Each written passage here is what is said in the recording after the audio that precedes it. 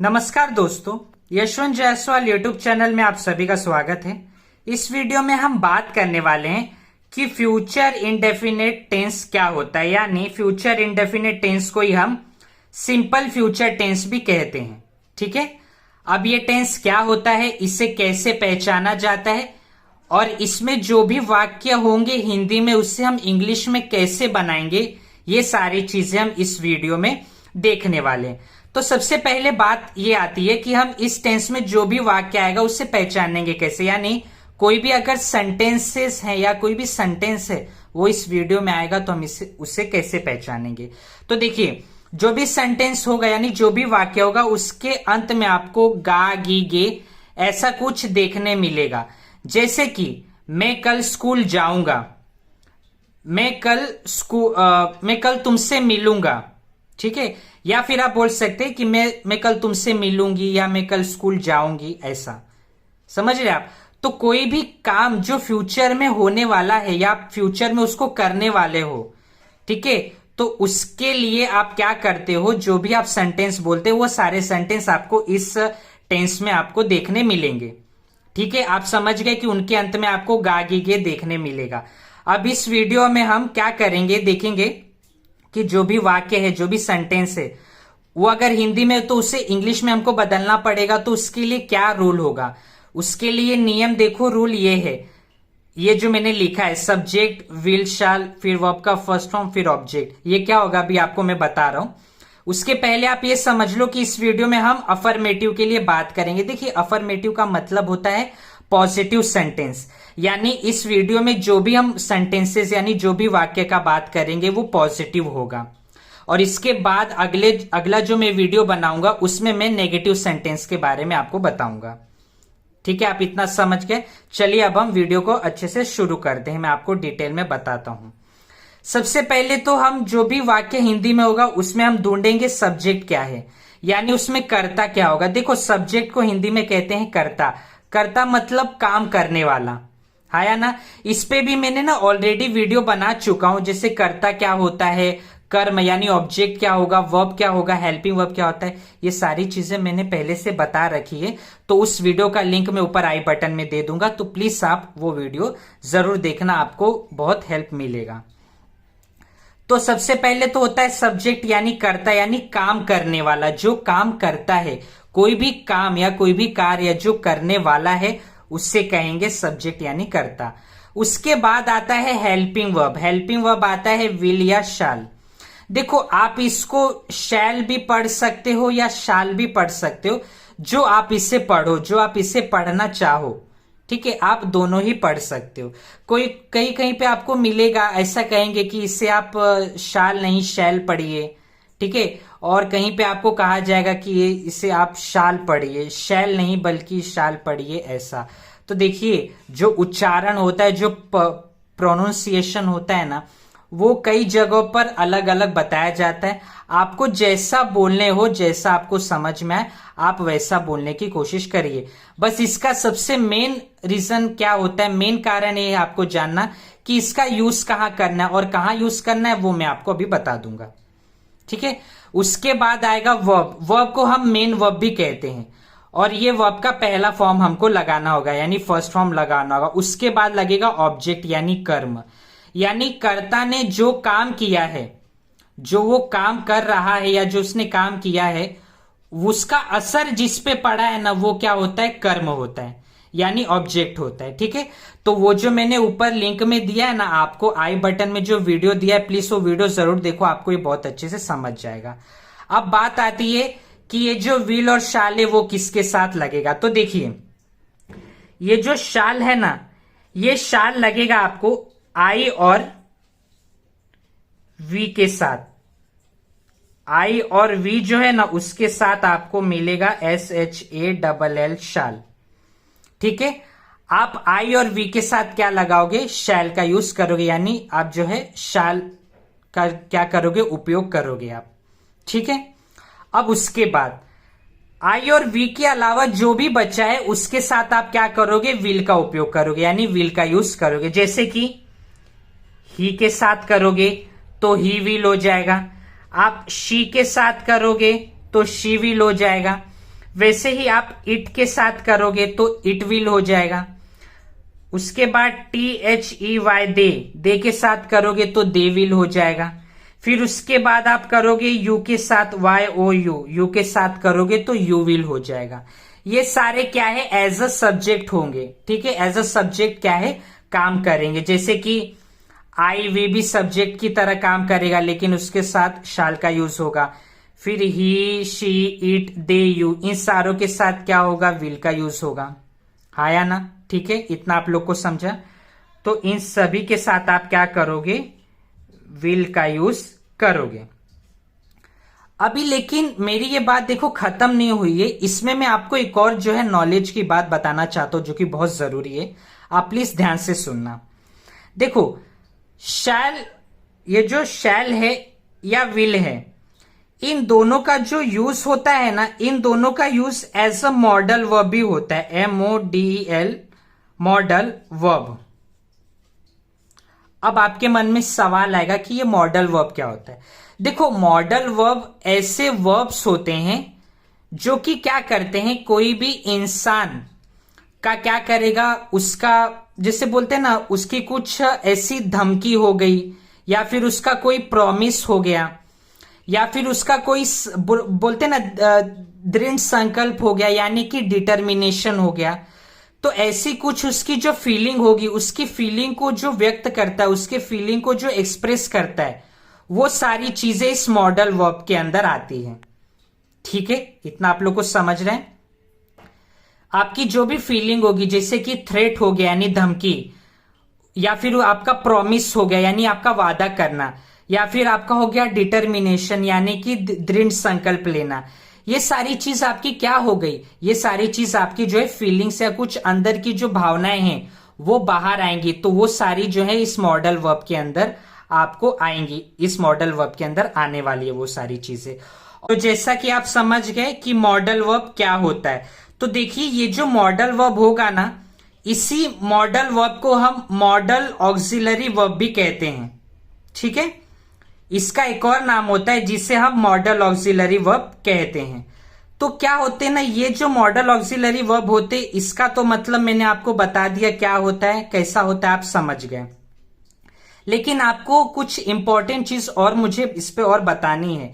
जैसे कि मैंने जो अभी आपको बताया, क्या बताया कि प्रॉमिस करना, किसी को थ्रेट करना, या फिर अपना जो डिटर्मिनेशन है यानी जो दृढ़ संकल्प लेना है, वो ये सारी चीजें क्या होंगी, इसके अंदर आएंगी। यानी जो आपकी ऐसा फीलिंग है वो मॉडल वर्ब के अंदर आती हैं। तो अब बात ये आता है कि क्या तभी भी रूल सेम होगा अगर मॉडल वर्ब्स जो हैं, अगर मॉडल वर्ब की हम बात कर रहे, तो क्या मॉडल वर्ब के समय भी ये जो रूल्स हैं, ये जो मैंने अभी नियम बताए, ये क्या सेम होंगे? तो इसका जवाब है नहीं, ये रूल्स सेम नहीं होंगे। मॉडल वर्ब के समय ये रूल्स थोड़े बदल जाएंगे। वो कैसे बदलेंगे अभी मैं आपको बता देता हूं। देखो वो रूल कैसे बदलने वाले हैं। अभी आप लोग ने क्या देखा, ही, शी, इट, दे, यू, इन सभी के साथ क्या है, विल लगेगा, और आई और वी के साथ क्या लगेगा, शाल लगेगा। ये चीजें आपने देखा। लेकिन मैं आपको इसमें जो है ना किसके साथ क्या लगेगा ये बताने के पहले एक छोटा सा और एग्जांपल देता हूं। अभी जैसे कि मैंने जो अभी आपको बताया, क्या बताया, जैसे कि वो जो मैंने आपको 3 चीज बताया, एक सेकेंड मैं जरा इसे मिटा दूं। ये जो मॉडल वर्ब था मैं इसे यहां पे लिख देता हूं, नीचे ऐसा करके लिख देता हूं यहां पे, मॉडल वर्ब। ठीक है, अब मैं क्या करता हूं, यहां पर जो है ना आपको वो जो मैंने 3 चीज बताया, पहला क्या था, थ्रेट, जैसे कि THREAT, थ्रेट। थ्रेट को हिंदी में क्या कहते हैं, धमकी, धमकी। ठीक है, धमकी देना यानी थ्रेट करना। और उसके बाद मैंने बताया आपको जैसे कि प्रॉमिस करना, PROMISE, प्रॉमिस करना यानी किसी से वादा करना। ठीक है, ये आप समझ गए।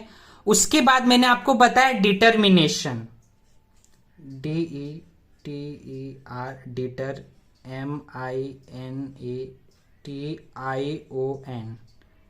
डिटर्मिनेशन, देखो डिटर्मिनेशन को हम कहते हैं या तो प्रतिज्ञा लेना, प्रतिज्ञा लेना या फिर प्रतिज्ञा करना, या फिर आप इसे कह सकते हो कि हम कहते हैं ना कभी कभी दृढ़ संकल्प लेना। हिंदी में क्या कह सकते हैं? दृढ़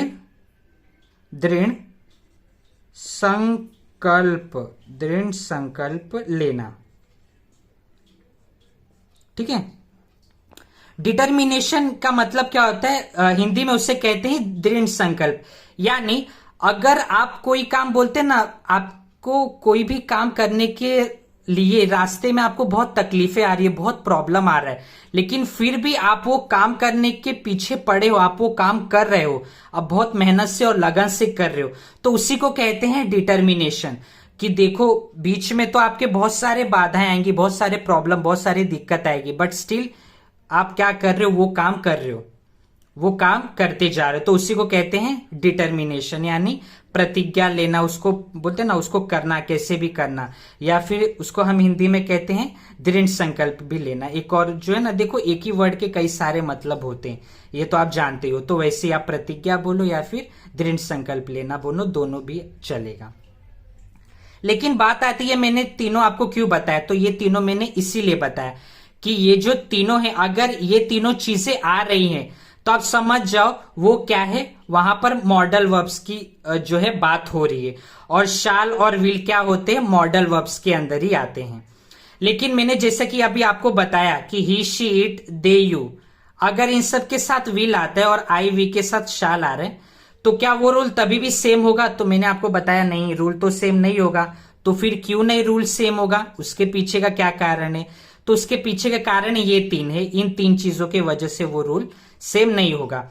लेकिन इसके लिए एक और मैं कुछ आपको एग्जांपल देता हूं। ये तीनों मैं अभी मिटा देता हूं, अगर आप लोग लिखना चाहते तो प्लीज वीडियो को पॉज करके लिख लीजिए इसे।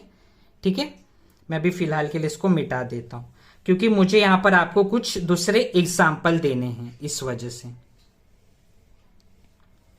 कभी कभी देखो आपने देखा होगा या फिर आपने सुना होगा, सामने वाला बोलता है ना कि आई विल सी यू। क्या बोलता है? I will see you. ठीक है, आई विल सी यू, इसका मतलब होता है हिंदी में मैं तुम्हें देख लूंगा। क्या होता है इसको हम हिंदी में कहते हैं मैं तुम्हें देख लूंगा, ऐसा हम इसको हिंदी में कहते हैं। अभी आपके मन में, कुछ लोगों के मन में देखो सवाल तो आएगा कि अरे आई के साथ विल कैसे आ गया, आई के साथ तो शाल आना चाहिए, आया ना? आपके मन में सवाल आता होगा। लेकिन अभी मैंने देखो जो आपको बताया, यहां पे मैंने तीन चीजों के बारे में बताया, धमकी, प्रॉमिस और दृढ़ संकल्प करना। यानी कि डिटर्मिनेशन के बारे में बताया, प्रॉमिस के बारे में बताया और थ्रेट के बारे में बताया। तो यहां पर अभी आप देखोगे, अगर आई विल सी यू, इसका मतलब क्या है? हम धमकी में कभी कभी किसी को बोलते हैं ना, मैं तुम्हें देख लूंगा, आई विल सी यू, यानी यहां पे क्या हो रहा है? उसको धमकी दे रहा है। ठीक है। या फिर कभी कभी बोलते कि आई विल किल यू, मैं तुम्हें मार दूंगा। समझ रहे हो आप? तो यहां पे क्या है? धमकी दे रहा है, हाँ या ना? समझ में आप लोग को? तो क्या होता है, जैसे कि यहां पे आई विल सी यू, क्या इसका हिंदी में होगा? मैं तुम्हें देख लूंगा।